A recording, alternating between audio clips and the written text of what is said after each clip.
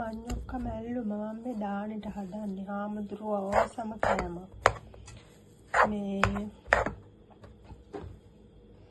පොල් සම්බෝලේ හදන්නේ අර නයි මිරිස් සැර මිරිස් තියෙන්නේ මේ තියෙන්නේ කෑලි මේ ඒවා දාලා කොච්චි තියනවා නම් කොච්චි දාන්න ඕනේ. සම්බෝලේ හොඳට ගලක් තියනවා නම් ගලේ අඹරලා හරි කොටලා හරි පොල් සම්බෝලේ හදනවා සැර මිරිස් දාලා. ඊට පස්සේ අබ හැම කරපිංචා හැම දාලා ලුණු දාලා සම්බෝලේ ටෙම්පරාදු කරනවා.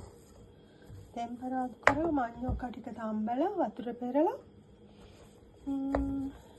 මේ පොල් සම්බෝලේට දාලා හොඳට කූරු ගන්නවා. රසයි කියන්නේ ඔයාට පුළුවන් නම් හදලා බලන්නකෝ මඤ්ඤොක්ක මැල්ලුම. ඒක දාන්නට නැතුවම බෑ මෙහෙ. ගෑවිච්ච තැන කෑව හැකි.